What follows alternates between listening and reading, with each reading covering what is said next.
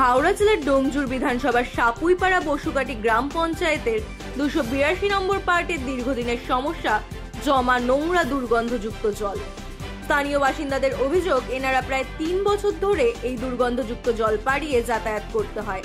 খুব কষ্ট করে সদস্যকে একাধিকবার জানিয়েও এই সমস্যার সমাধান হয়নি। আর জমা জলের মধ্যে কার্যত ভর্তি পোকামাকড়, এখান থেকে হতে পারে নানা রোগ জীবাণু। তাহলে এখানকার স্থানীয় বাসিন্দারা ভোট দিয়ে তৃণমূল কংগ্রেসের সদস্যকে জয়ী করে পেলেন নানা রোগ, প্রশ্ন তো উঠবেই।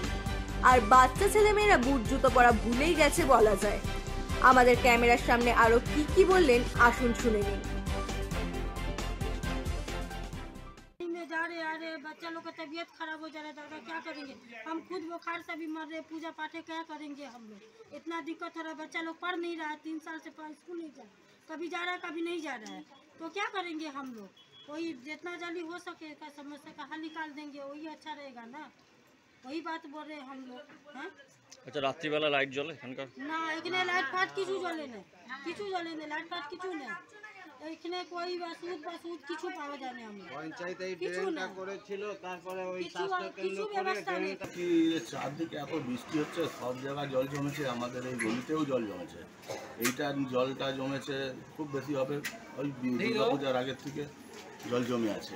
এটাকে নিয়ে কাজ চলছে, পরিষ্কার হয়ে যাবে খুব তাড়াতাড়ি। পঞ্চায়েত প্রধানকেও জানিয়েছি, পঞ্চায়েত প্রধানও উনি দাদা বলেছেন নাকি দুর্গাপূজার পরই খুব তাড়াতাড়ি গলির ড্রেনটা রাস্তাটাকে করে দেবে।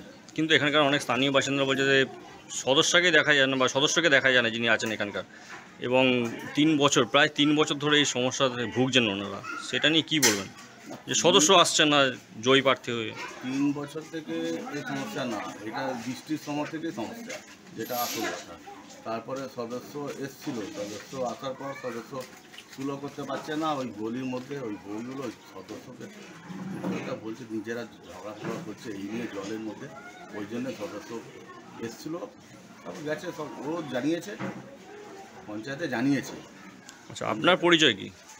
আমার পরিচয়, আমি এখানকার বাসিন্দা, এটা আমার বাড়ি, আমিও এখানেই থাকি। ভারত বাংলাদেশ সীমান্তে